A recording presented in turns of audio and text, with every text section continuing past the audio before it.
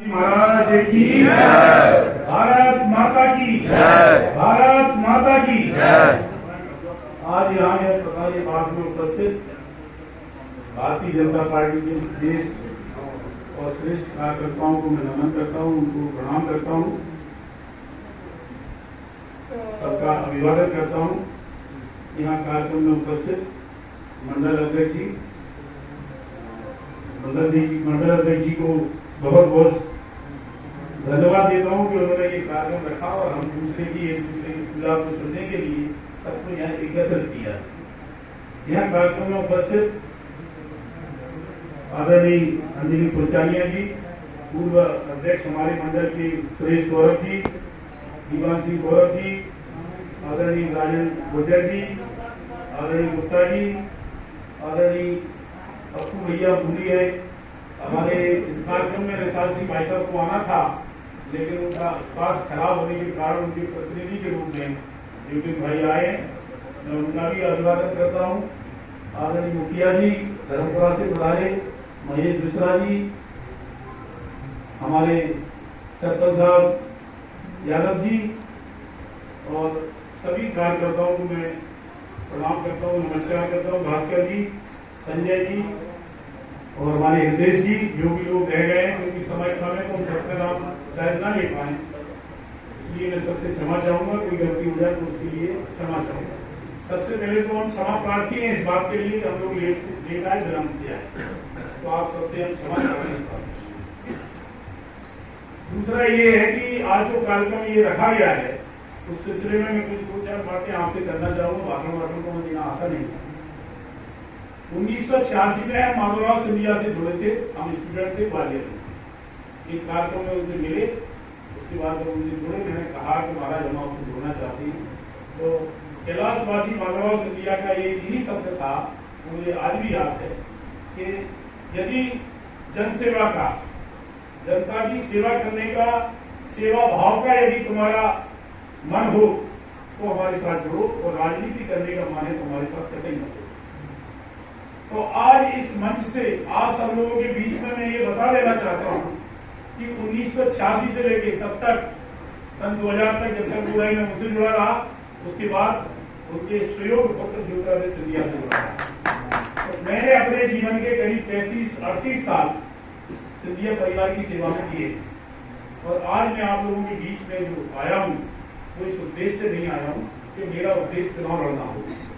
यहाँ तमाम लोग बैठे हैं, बहुत ज्येष्ठ श्रेष्ठ कार्यकर्ता बैठे हैं। आप सबको मैं स्पष्ट तौर पर ये बता देना चाहता हूं कि यहाँ काम करने का उद्देश्य मेरा यह नहीं है कि मैं चुनाव लड़ूं। मेरा एक कतई उद्देश्य नहीं है। मेरा मेरा भाव सिर्फ आप लोगों का साथ देना, आपका सहयोग करना और जन सेवा की भावना से मैं आप लोगों के बीच में आया हूँ। क्योंकि इस मिट्टी से, इस क्षेत्र से, यहाँ हमारा जन्म हुआ है, इस परिवार से आप सबसे हमारा एक जुड़ाव है, एक लगाव है। तो अभी जो परेशानी हम देख रहे हैं उस कारण से हमारे मन में ये जागृत हुआ कि हम सिंधिया जी के साथ तो हैं ही, इतने दिनों से काम कर रहे हैं, क्यों ना अपने क्षेत्र में काम करें। तो इसका उद्देश्य आज मैं फिर तीसरी बार ये रिपीट कर रहा हूँ कि मेरा उद्देश्य चुनाव लड़ना नहीं है। जो भी चुनाव लड़ने आएगा, जो भी चुनाव लड़ेगा, मैं पूरी ताकत के साथ। अब मैं ले चलता हूँ आपको दूसरी तरफ, जहां जो क्षेत्र का माहौल है कि 30 साल से लोग परेशान हैं। 30 साल हो गए। यहाँ जो बैठे अधिकांश लोग कोई ऐसी पार्टी के कार्यकर्ता हैं जो परम आदरणीय नरेंद्र मोदी, परम आदरणीय नड्डा जी, परम आदरणीय अपने शिवराज सिंह जी, ऐसे तमाम बड़े नेता लीडर लोग हैं जो अपने, जिन्होंने 70 साल से राज कर रहे लोगों को बाहर कर दिया। जो 70 साल से जमे थे उनको बाहर कर दिया मोदी जी ने। आपको मालूम है 70 साल से कौन राज कर रहा था देश में? आज वो बाहर है, आज वो तरस रहे हैं, देख रहे हैं तुमसे क्या हम कैसे फिर वापस आए। तो जब हमारा नेता 70 साल से जमे हुए लोगों को बाहर कर सकता है, तो क्या हम और आप 30 साल से क्या हम और आप 30 साल से जमे आदमी को बाहर नहीं कर सकते? जब हमारे नेता 70 साल वाले लोगों को बाहर कर सकते हैं, तो हमें भी अपने आप में जागृति लाना होगी अपने आप को पहचानना होगा, अपनी ताकत को पहचानना होगा और अपने आप में एक बल, आत्मबल प्रकट करना होगा, तब हमारी सबकी समस्याओं का समाधान हो सकेगा। अभी जो परिस्थिति है, हम आप लोगों से पूछते हैं, 30 साल में यह मंडी नहीं है, किनका शासन था? बताओ आप, किनका शासन था? बताओ सब लोग, किसका शासन था? तो जिम्मेदारी किसकी थी मंडी बनाना? थी? नहीं बनी। 30 साल से यहाँ कॉलेज नहीं है, किसकी जिम्मेदारी थी? उनकी थी क्या नहीं थी? 30 साल से यहाँ जो तहसील नहीं है, किसकी जिम्मेदारी थी? और तो और यहाँ मरघट नहीं है। आपको सबको पता हो ना हो, लेकिन मैं बता दूं, ये शमशान घाट भी नहीं। तो ये जिम्मेदारी 30 साल में उनकी थी कि नहीं थी? लेकिन उन्होंने नहीं किया। उन्होंने क्या किया? लाहौर के बगल में एक गांव था, जिसका जहाँ भैंसों का तबेला हुआ करता था, जहाँ भैंसे जाके दोपहर में लो जाती थी, उस गांव का नाम पड़ गया भैंसपुरा। तो पूरे 30 साल में जो विकास हुआ, वो कहाँ का विकास हुआ है? भैंसपुरा का। पूरा विकास वहां चला गया, भैंसपुरा। और 30 साल में हमारी जो बिहार की जनता है, वो सिर्फ प्रताड़ित रही, परेशान रही। कोई विकास के नाम पे कुछ नहीं हुआ। विकास के नाम पे क्या किया उन्होंने? 4 ट्रस्ट बना दिए, 4 जगह बिल्डिंग बना दी। मंडी के लिए बिल्डिंग जगह मिल रही साहब। अरे भैया, 30 साल से तुम काम कर रहे हैं, यहाँ नहीं बनती, दूसरी जगह चला देती। तुम पर 4 बीघा जमीन थी, 4000 बीघा हो गई। तुमका 10 फुट का मकान नहीं था, 5 बीघा में मकान बन गया। बाद में ग्वालियर में बन गया, बम्बई में बन गया, दिल्ली में बन गया, लेकिन यहाँ मंडी नहीं बन पा रही। आखिर क्यों? क्योंकि उनका उद्देश्य विकास करना नहीं है। उनका उद्देश्य आपको प्रताड़ित करना, आपको लड़ाना और टूट डालो की नीति के अनुसार वो इस तरह से यहाँ राज्य करना चाहते हैं। अभी मैं एक उदाहरण दूंगा आपको। कुछ दिन पहले, 5-7 दिन पहले, वो विदूषक अपने भाणों को लेके आया था गेस्ट हाउस पे। वो विदूषक अपने भाणों को लेके आया था गेस्ट हाउस पे। मैं तो उसका नाम दूंगा नहीं, इसने ट्रस्ट और कॉपी का नाम देना ही नहीं कहा। तो वो विदूषक अपने भाणों को लेके आया था, उसके भाण चिल्लाए। क्या चिल्लाए? कि मंडी नहीं है। अरे ढकोल संघ जी, तुम 30 साल से राजनीति कर रहे, ऐसा संघ बजा रहे हो ढकोल संघ जी। जिस जमीन पे हाईकोर्ट का स्टे हो, जिस जमीन पे न्यायालय का विवाद चल रहा हो, वहां मंडी कैसे बन जाएगी? फिर भी ये आदमी मंडी की जमीन देने के लिए तैयार है, तो वो लेने को तैयार नहीं है, उसमें अड़चन डालते हैं।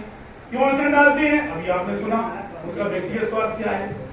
तो उनका जो मन है, उनका जो उद्देश्य है, वो विकास से नहीं। उनका उद्देश्य क्या है? उनका खुद का विकास चाहिए, उनका खुद का विकास चाहिए उनको। तो मैं आज इस मंच के माध्यम से आप सबको ये बता देना चाहता हूं कि उस भड़ामची को जब तक हम और आप थकेर के नहीं मारेंगे, पटक के नहीं मारेंगे, तब तक हमारी आपकी दशा सुधरने वाली नहीं। यहाँ इस क्षेत्र में परमादानी विशाल सिंह जी राजनीति करते हैं, हम सबके नेता क्षेत्र में बोल।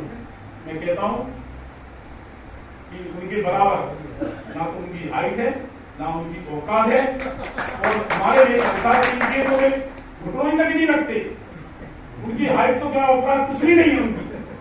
तो आप सबको ये बता देना चाहते हैं, अब जो परिस्थिति बदली है, जैसे लोगों ने कहा कि 30 साल से चल रहा है, 30 साल आपने कहा था कि कांग्रेस शासन में टूटे हुए, कांग्रेस शासन हमारे टूटे, हम तो कांग्रेस ही थे, हम कांग्रेस ही थे, हमारे टूटे। उसका कांग्रेस भाजपा से कोई नहीं लेना देना, उसका तो व्यक्तिगत लेना देना है कि तुम्हारा मकान यहाँ बना तो क्यों बना, तुम वोट दोगे कि नहीं दोगे, नहीं दोगे तो मकान करवाएंगे।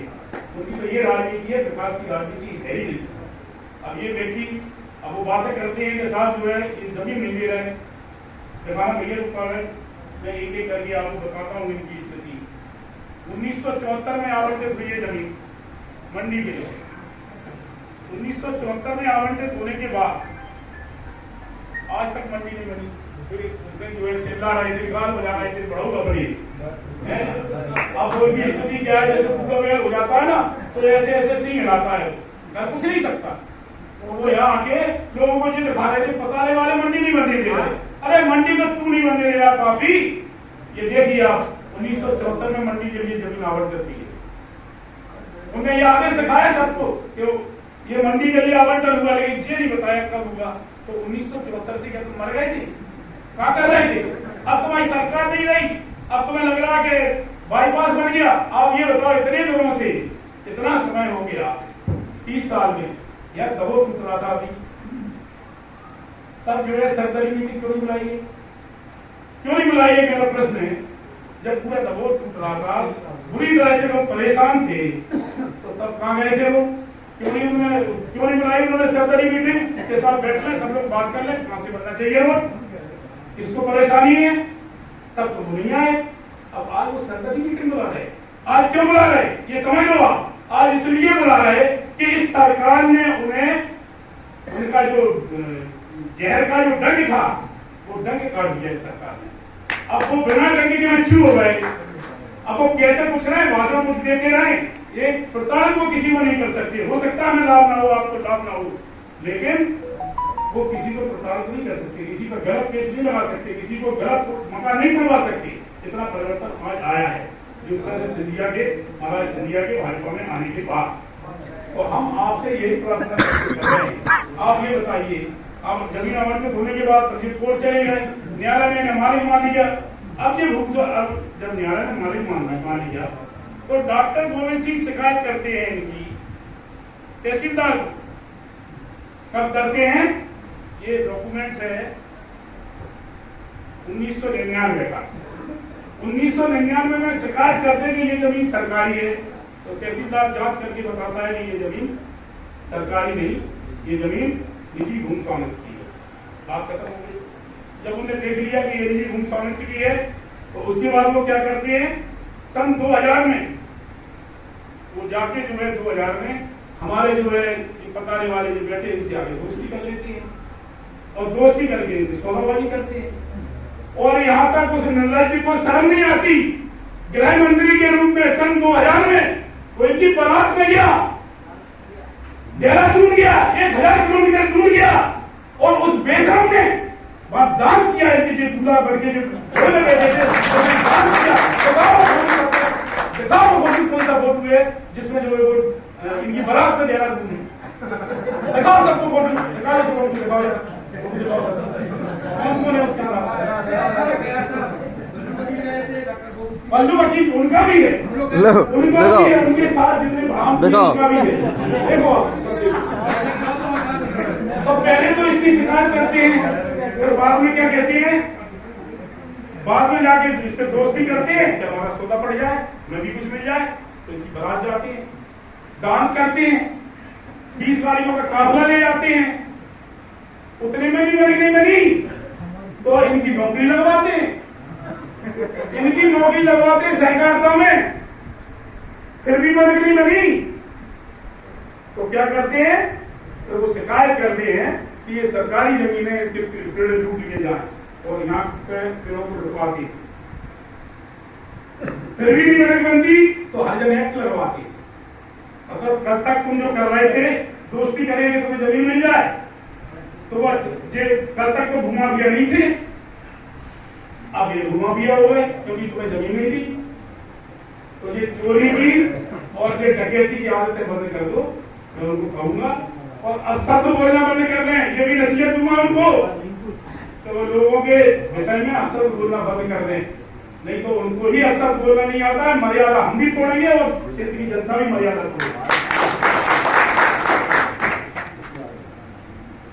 तो मैं बता देना चाहता हूं आपको, जिस तरह से बाईपास यह मंजूर हुआ, उसी तरह से मंडी आपकी अंतिम स्टेज पर मंडी शीघ्र ही बनने जा रही है।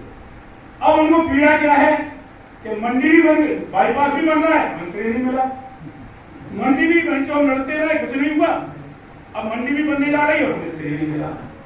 ये उनकी पीड़ा है। इस कारण से वो तमाम अंदर बातें यहाँ भी करके गए। मेरी खुली चुनौती है उनको इस मंच से कि यदि उन्होंने क्षेत्र में विकास किया है तो बैठ लें और सामने चर्चा कर लें, हमसे बहस कर लें।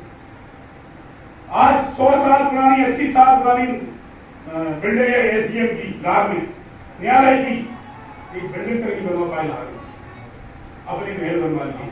बताइए आप 80 साल पुरानी बिल्डिंग में तहसील चल रही है, एसडीएम ऑफिस चल रहा है, लेकिन वो नहीं हुआ। क्यों नहीं हुआ भैया? क्योंकि उन्हें आपकी हमारे विकास से नहीं, वो तो अपना विकास चाहते हैं। वो एक कहावत है ना, पूरी भैंस गई और भैंस को आगे हो गई, वो स्थिति उनकी है। अब रहा सवाल ज्वलन समस्याओं का, हमारे भाइयों ने कुछ बातें हमें बताई है, यूनिवर्सिटी जी ने भी हमें कुछ निर्देशित किया है और लोगों ने भी बताया है, गुप्ता जी ने भी बताया, भास्कर जी ने भी बताया है, मंडल अध्यक्ष जी ने भी बताया है।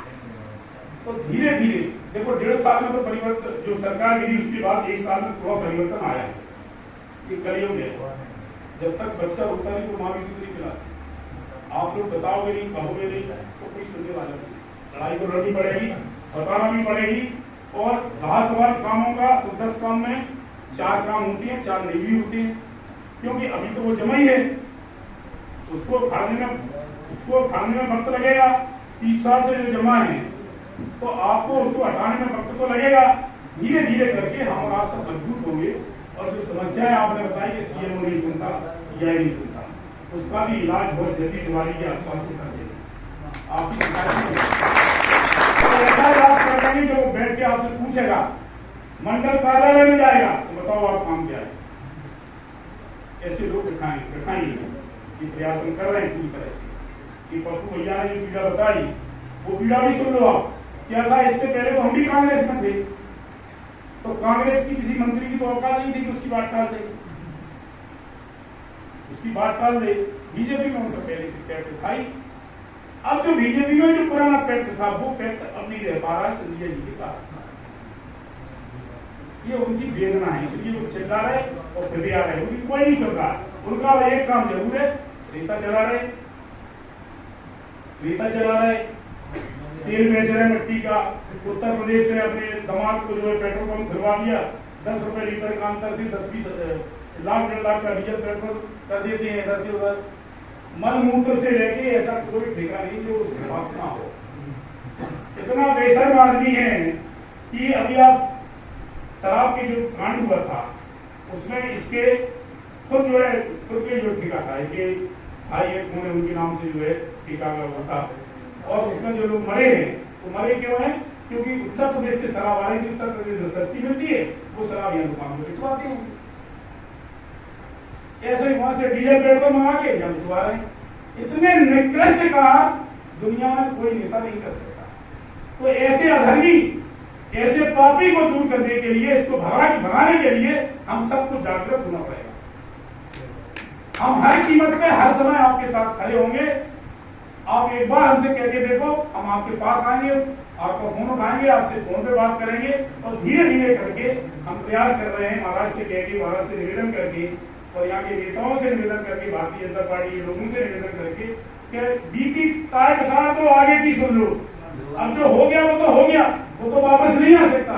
पर अब जो 30 साल से जो हमारी जो अब जो जनरेशन आ रही है, आज 30 साल हो गए हैं, लोगों के जन्म हुए, शादी हो गई, बच्चे हो गए, उन्हें देता दूसरा नहीं देता। तो आगे की नस्ल को सुधारने के लिए, आगे की जो पीढ़ी है उनको सुधारने के लिए, आगे की पीढ़ी जो है, आपके बच्चे जो है, आपके परिवार के लोग हैं, जो यात्राएं आपने भोगी, जो कष्ट आपने भोगे, उनको ना भोगना पड़े, इसलिए आप जागरूक होंगे। अब मैं अंत में एक बार और कहूंगा कि आप सबकी जो समस्याएं आपने बताई हैं, मैं चाहूंगा कि कार्यक्रम के बाद हम लोग सब बैठ के एक बार फिर बात कर लें, जो भी समस्या उसकी अपन बात करें और जाके महाराष्ट्र में बताएंगे और उसका नेतृत्व बताएंगे। जय हिंद, जय भारत।